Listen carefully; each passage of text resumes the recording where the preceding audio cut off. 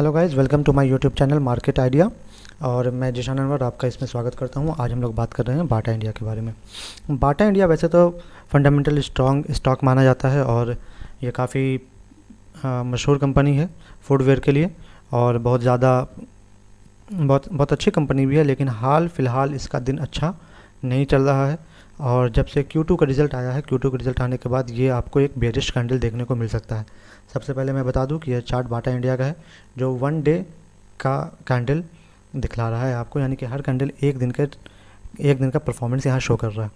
तो ये कल तक का रिपोर्ट है। यहाँ से 1300 से के लेवल से ये उठते हुए 1380, 1389, 90 के आसपास के लेवल तक गया। लेकिन उसके बाद रिज़ल्ट आया इसी दिन को, ठीक है ना, जिस दिन आपको ये दिख रहा है उस दिन को एक रिज़ल्ट आया 8 बजे शाम के आसपास के। कंपनी को Q2 में एक लॉस आया, यानी कंपनी ने रिजल्ट जो दिखलाया वो क्या दिखाया कि हमको 43 करोड़ रुपए का लॉस आया, 44 करोड़ रुपए का लॉस आया, और उसके बाद ये कंडीशन हो गया। तो अभी ये है कि अभी इसके अंदर फ्रेश एंट्री करना चाहिए या नहीं करना चाहिए, या फिर जिसने भी लिया है उसको होल्ड करना चाहिए या क्या करना चाहिए, उसको उसके ऊपर देख लेते हैं। लेकिन उससे पहले हम देखते हैं कि असल में क्या हुआ है। तो यहाँ पर लाइव मिंट का एक रिपोर्ट है कि बाटा इंडिया ने पोस्ट किया है net loss of 43 crore in Q2। तो ये जो लॉस आया है ये पैंडेमिक के बाद ये दूसरा रिजल्ट आया है जिसके अंदर कंटिन्यूस लॉस दिख रहा है। तो जब कंटिन्यूस लॉस दिखता है तो शॉर्ट टर्म वाले और मिड टर्म वाले भी बहुत तेज़ी से उसके अंदर से निकलना शुरू कर देते हैं और शेयर का प्राइस गिरना शुरू हो जाता है।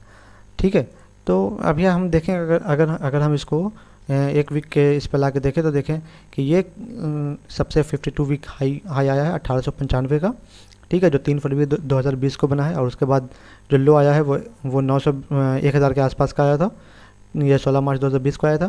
तो ये जो कंडीशन था ये पीक था पैंडेमिक का, और लोग काफ़ी डरे हुए थे और लॉकडाउन का दौर चल रहा था, ठीक है। तो इसका दाम गिर गया और उसके बाद ये थोड़ा थोड़ा उठा है, लेकिन फिर से अप डाउन कर रहा है, और लगातार ये अपने क्वार्टर रिजल्ट जो है दिखला रहा है वो अच्छा नहीं दिखला रहा है, जिसकी वजह से लोगों के अंदर थोड़ा सा डर बना हुआ है कि अभी इसका परफॉर्मेंस कैसा होगा या नहीं होगा।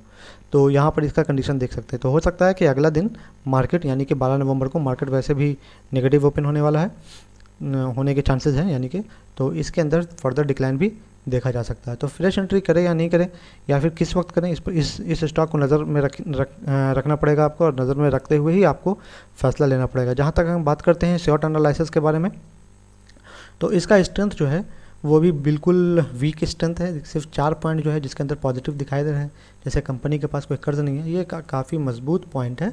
लेकिन हाल फिलहाल जो कंडीशन चल रहा है वो थोड़ा सा अच्छा नहीं चल रहा है। तो कंपनी के पास डेट नहीं है और शेयर का इम्प्रूव हो रहा है, शेयर बुक वैल्यू इम्प्रूव हो रहा है प्रति शेयर, तो ये सब ठीक है। कंपनी के पास कोई प्रमोटर प्लेज नहीं है, यह भी बिल्कुल सही है। लेकिन इसके कंपेयर में अगर वीकनेस को चेक करें तो एक लंबा लिस्ट दिख जाता है वीकनेस का, जो इन्वेस्टर के मन के अंदर थोड़ा सा तो डर पैदा कर देता है कि यहाँ अभी पैसा नहीं लगाना, यानी फ्रेश एंट्री अभी इसके अंदर शॉर्ट टर्म के लिए या मिड टर्म के लिए नहीं करना।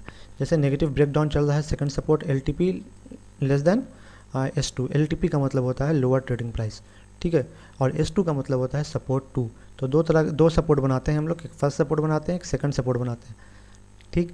तो सेकंड सपोर्ट भी LTP से ज़्यादा है, यानी कि जो ट्रेडिंग प्राइस है उसने सपोर्ट नंबर 2 भी तोड़ दिया है। ये क्या करता है, ये बेरिश कैंडल को फॉर्म कर देता है। बेरिश कैंडल का मतलब क्या हो गया कि अब मार्केट के अंदर इस स्टॉक के अंदर, इस पार्टिकुलर स्टॉक के अंदर अब गिरावट आने का अंदेशा है।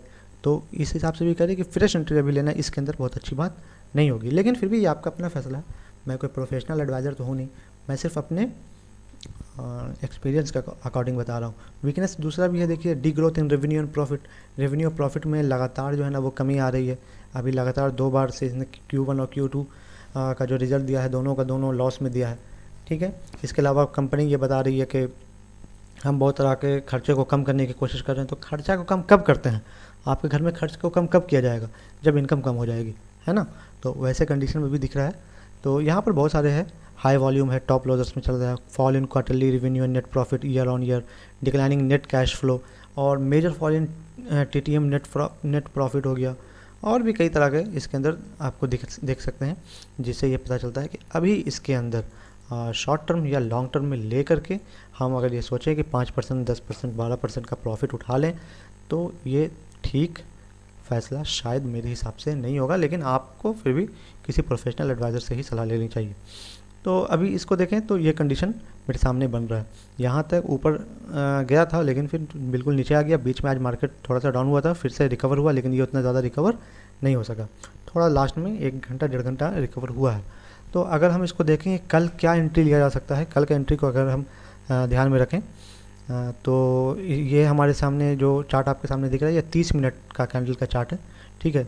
तो हम ये देखेंगे कि लास्ट 1.5 घंटा में जो है ना ये इसने थोड़ा सा रिकवर करना शुरू किया है, और आखिरी घंटा जो है, आखिरी आधा घंटा जो है, इसके अंदर ये फिर से कंसोलिडेट करना शुरू कर दिया, ठीक है।